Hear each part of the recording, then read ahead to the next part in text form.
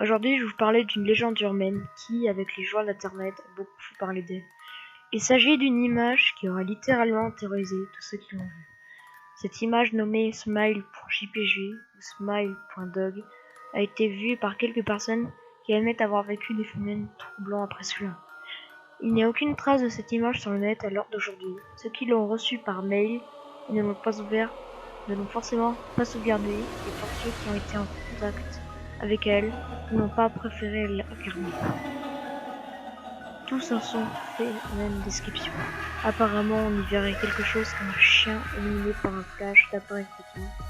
La créature serait figée avec un sourire très large, laissant apparaître ses dents acérées.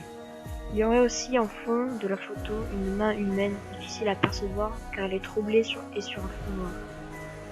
Apparemment, elle pointerait du dos. Une des victimes de cette image, et dont on parle beaucoup sur cette affaire, se nommerait Mary. L'image devrait provoquer des crises d'épilepsie et d'anxiété. Il s'agit de la victime la plus connue, mais il y aurait aussi des rumeurs selon laquelle un hacker aurait fluidé des forums avec cette image. Apparemment, tous les utilisateurs du forum auraient eu des crises d'épilepsie. Lors de ces interminables crises, qui survenaient généralement lors du sommeil, ils auraient vu l'image se répéter dans leur tête. Mary est restée traumatisée par cette image, une des seules qui a bien voulu parler de son expérience. Elle l'a vue alors qu'elle était sur un forum posté sous forme de lien, et à partir de là, sa vie a été bouleversée. Toutes les nuits, tous les jours, elle était littéralement hantée par la photo. Elle la voyait partout. Elle avait de graves crises et son mari était démuni face à tout ce qui lui arrivait. Pendant ses cauchemars, elle se sentait comme prisonnière, contrainte de rester droite et immobile, presque hypnotisée par ceux qui se trouvaient face à elle et qui n'étaient d'autre que la vision de cette image. Elle voit la main qui la pointe et le chien qui semble lui parler. Apparemment, sur le forum dans lequel elle postait régulièrement, sur lequel elle a pris la photo, ceux qui, comme elle, auraient assisté à cela ont arrêté de poster, et elle aurait appris que certains se seraient suicidés. Lorsque Mary est morte, son mari a retrouvé la disquette sur laquelle elle avait enregistré l'image. Il l'a détruite immédiatement afin que personne ne puisse la voir.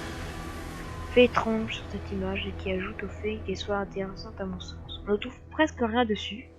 Autour des fois, pour ce genre de choses qui se passent sur le net, on peut trouver beaucoup de témoignages, etc. Mais là, rien. De plus, l'image est introuvable. Si vous tapez son nom dans un moteur de recherche, vous la trouverez.